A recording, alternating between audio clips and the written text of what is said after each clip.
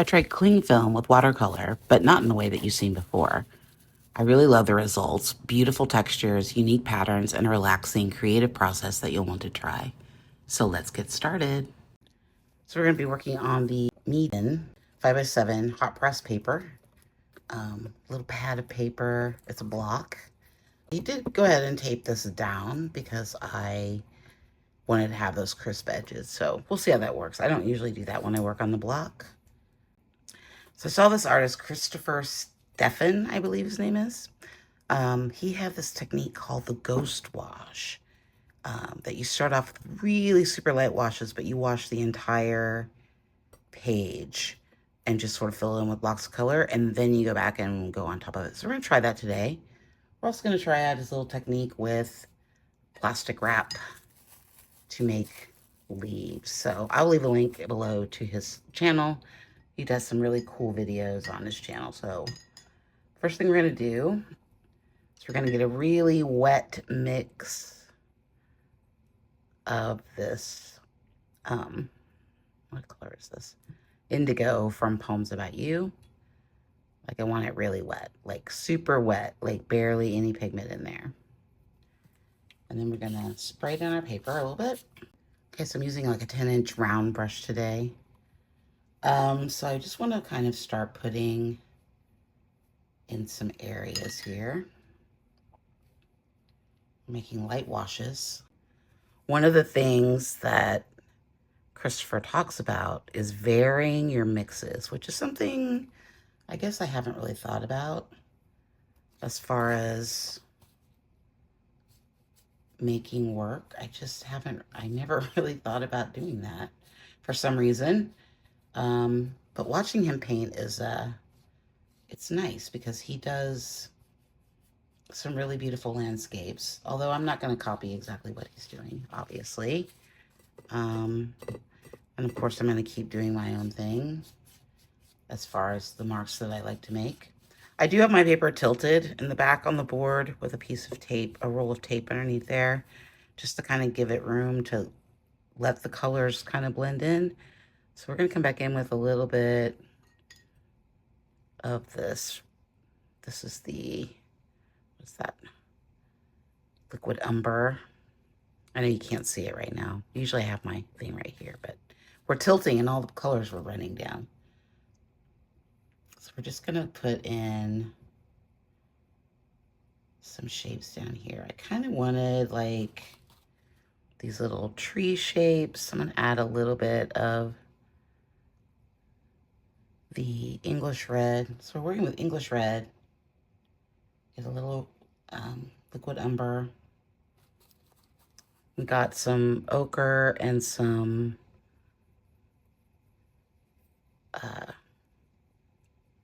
what else? Oh, the blue, the ultramarine. I just kind of want to make like a shape through here. I'm going to come in with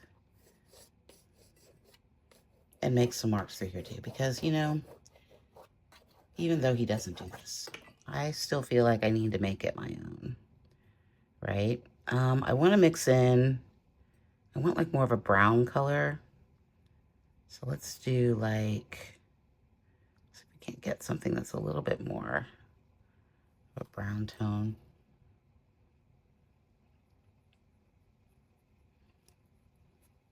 This is all new to me, so we're learning as I learn. It looked really easy. I'm telling you right now, it's not. Yeah, let's pull down some paint.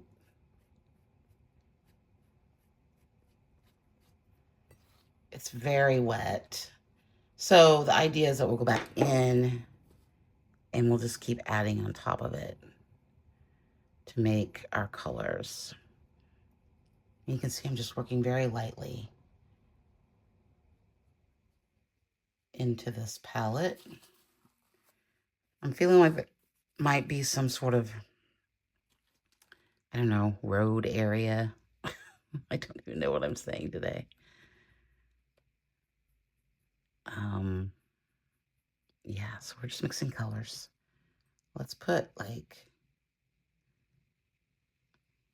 This is also weird because I don't really use this brush. I haven't used a round brush in forever, which is a little strange, I think. So we're going to use some of Christopher's techniques, but we're going to make it our own because, as you know, I like marks and I like to add marks to things. I really want to bring this blue bit down just a little bit. The other thing that he talks about too, which I found very interesting, was light to dark. And you can see that I'm kind of trying to implement that here a little bit by going in light to dark over the spaces so that we need some green, so that it gets darker as we come down because we want some drama. That sky looks pretty nice though.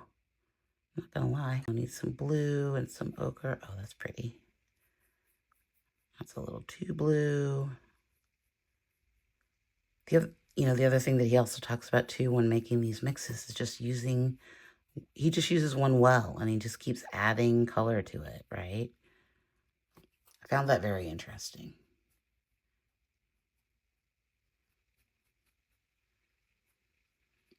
But I like how things are mixing through here. I think that's kind of fun. Of course, I have to get my scratching in. And then we're going to do, after we get this base layer down, I am going to come back in and we're going to do a bit of acetone transfer. So you're going to want to stick around for that. It's a pretty cool technique that I forgot that I knew, and I haven't used it in forever, but we're going to try it out again today because why not? Okay, I'm getting a little fussy. I'm going to let this dry, and then we'll see what we need to do next. Okay, I'm going to spray the paper down just one more time, just lightly. I'm going to come in with a little bit of ultramarine just through here. I liked what was going on there, but it looked a little flat to me. Like it didn't really have a lot of depth. And although I don't want my skies to be crazy depth, I do want them to have some character. And that just wasn't the case. So let's re-wetting the paper and dabbing back in is a really good way. You're not going to lift up if your colors are dry. You're not going to lift up anything back there at all. It's just going to give you a little bit of a surface to work in and blend slightly with the colors underneath. And that's how you build up some really interesting layers. So I thought it might be fun to play with this needle brush that we got. Just kind of putting in, I don't really have a rigger brush, so this is about what I wanted to add in some just sort of tree fall-y looking shapes through here. I don't know if that makes sense. But I thought this would maybe make me less control. And I haven't really figured out how to use these brushes. I think they're kind of fun. They do hold a lot of paint, but I'm not really a small brush kind of girl. So I've been trying to figure out like what kind of marks I can make. Ooh, those are fun. Okay, I want to do a little bit more swiping. So I've mixed up this sort of purpley color with the umber, the English red, and the ultramarine. I just want to pull some of that down. I might as well just use this.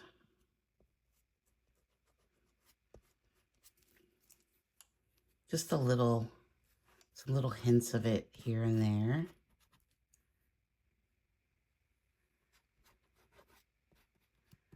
I just love the look of the color shaper with the watercolor. I don't know why.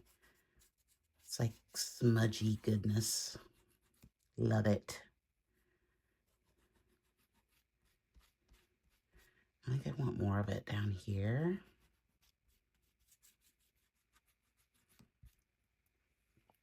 Maybe we even bring in a little bit of that umber color that we mixed up, that orangey color.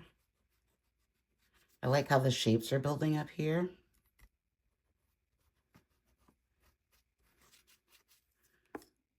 Could come in with our stylus, make some marks through there. Oh, the paint's not very thick through there. I do want another layer of thick paint, but I think I want to put down, I want to make sure I'm getting the, we're going to do the trees, I think, next. Okay, so this is another photocopy of a tree. Now, I think I want to put it on this side over here. It's probably going to be a little bit of white left. I'm going to tape it down. This is 100% acetone nail polish remover. You can use regular acetone. Don't yell at me about not wearing gloves. I'm going to take a brush. I'm just going to dip it in here. Use an old brush that you don't love. The key to this is to work in sections. I'm going to use my stylus.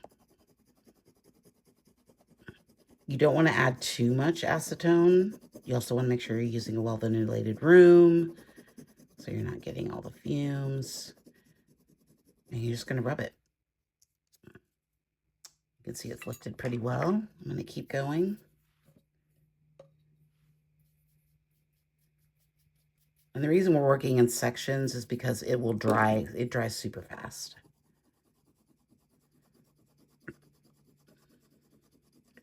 The stylus I found worked really well. The first time I tried it, I used a credit card and it worked, but you really want to press down. If you use too much acetone, you're going to get bleeding from the ink, and we don't want that. So make sure that you're only using just a little bit. And it kind of gives this really cool effect. Let's do just the little bottom part here. Also, if you want perfection, this is not it. This will not, this is not going to be perfect. As you know, around here, that is not my thing. Let's actually go back in with the credit card a little bit. While I like the scratchy marks that we're getting, I kind of want it to be a little bit more uniform. All right, let's see what we got. Moment of truth.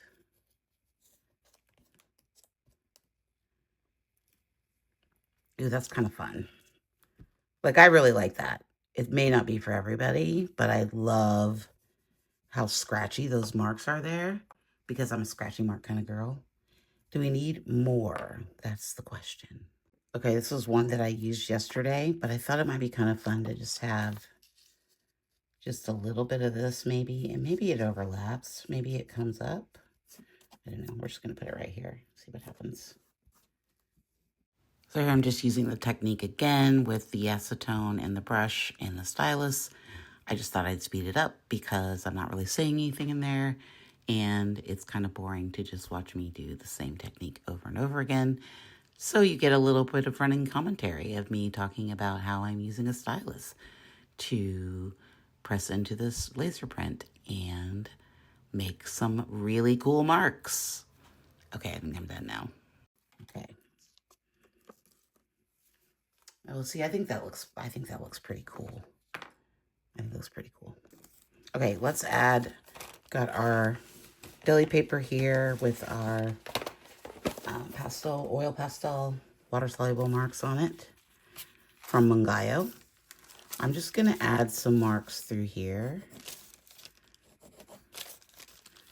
because I like to have marks. I just want a little bit more definition. So we move on to the next idea, which is kind of going to be kind of cool. Make sure you stay tuned because you don't want to miss that part. It's adding in some leafy shapes. But first we want to get a good base going on. I think I want I'm just doing some light tree marks coming through here. I don't want it to be too distinct, but I also don't want it to not be on the page like it is right there. Okay, I'm gonna stop right there. Okay. All right, so we're gonna take this plastic wrap.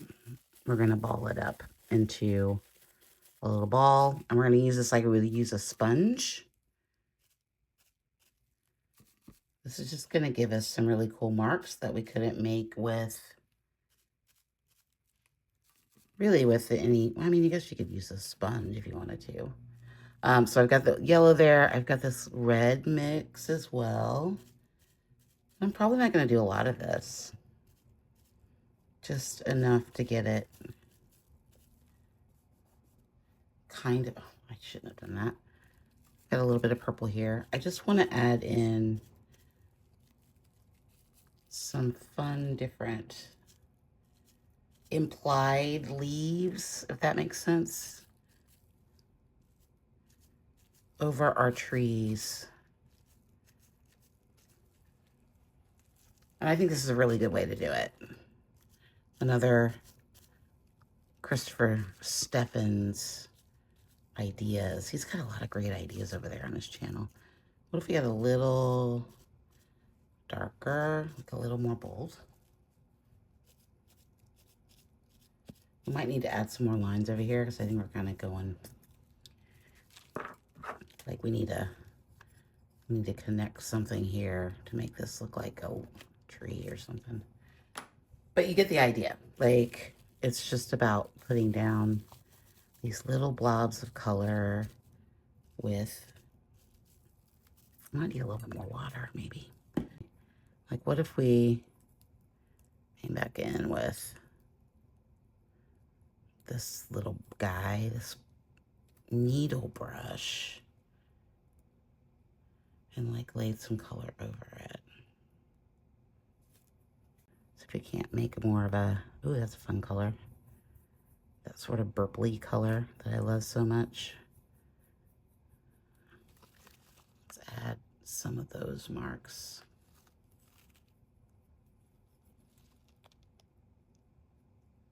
And then we can make different marks with this brush even. We're gonna add some more color down here, I think. I think it needs to be darker, especially over here. I'm gonna tell you that I don't know what black it is. So it's on the palette. I'm assuming it's one of the charcoals. But it's just light enough that we can add in some darker tones through here. Especially on this side, I think. Since we have the tree over there. I think the light is coming from that direction.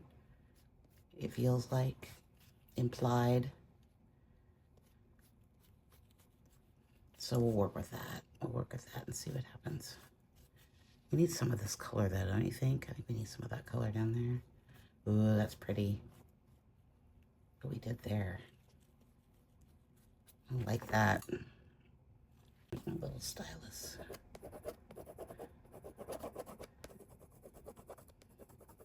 I really like that. I think that's fun. Let's add more. I like the, oh, that's very good.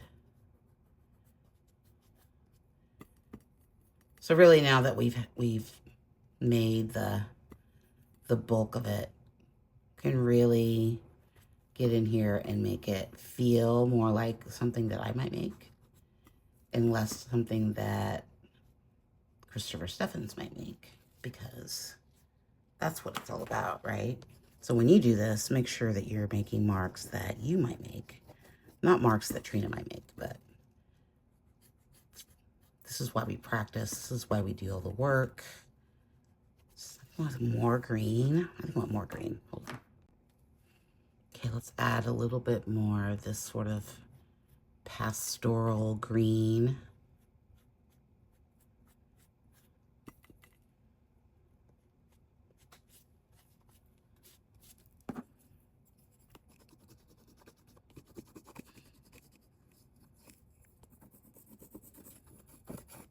I think I want some, yeah, I think I want some bits of just this umber color. Kind of make its way through here a little bit. It's such a good color. I'm probably going to add some Caran d'Ache to it, I think, because we normally do. I want more distinct marks right through here. I just love going back in with this stylus. I think it looks really cool. Okay, it's starting to get a little blendy. Let's let that dry and see what we get. So I do want to add in just a little bit of this sort of purpley color through here,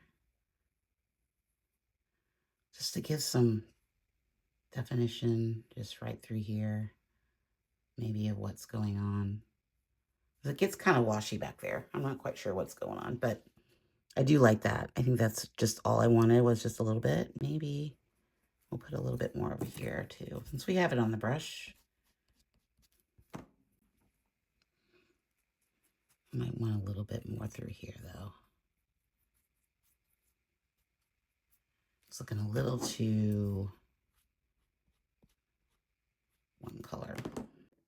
Okay, we're going to come in with our sheet of black deli paper. I just want to make some bold marks through here.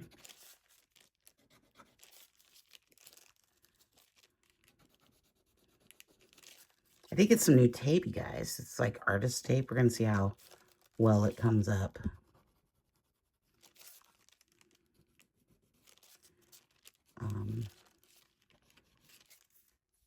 Because I think it should come up a lot easier than what we normally get with the blue tape. Plus, the blue tape is just ugly. It's like, it's so ugly. It looks terrible on camera. I don't want to add too much color because I think it's got a lot of good color in there. That is not the color I want. Where's the green? I thought there was a moss. That's this color. What is this? Let me find the olive color. I found it. The olive, dark olive. It was hiding in another set.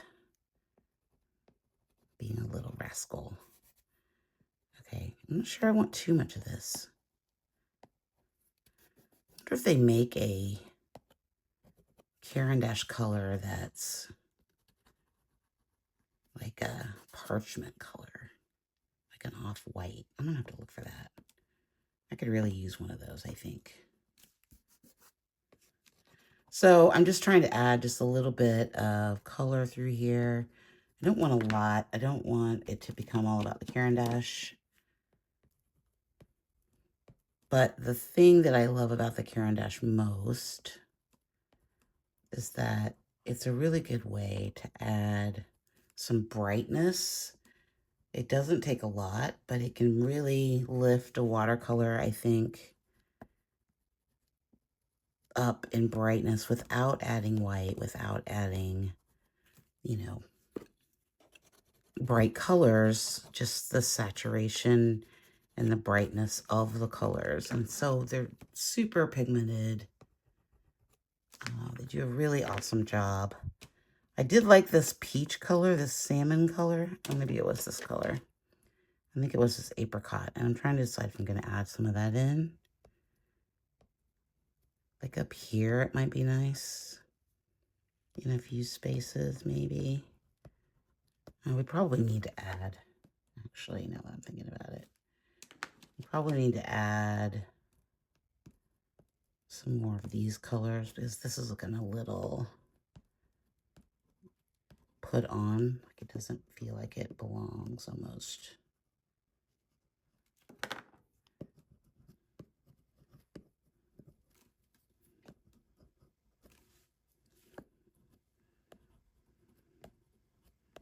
And this will help brighten up this area up here. I really like how subtle that sky is. Like, I'm very happy with that. Let's add just a little bit of this sanguine and some spots. I didn't really go dark, so I don't think I'm going to add like the normal dark marks I've been adding. I think I'm going to stick more toward line here. Because in the last couple I've added, especially around these dark bits, I've added like the red spots, but I think I'm going to leave it this time.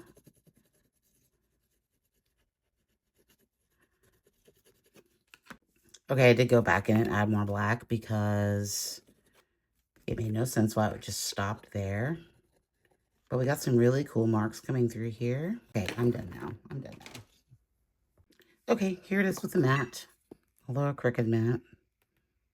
Yeah, I'm not going to use the tape. This paper is exactly 5x7, so I don't get a lot of room, and I think I used too much tape. You can see up here, I kind of left a little bit, but that's okay. We'll fix that.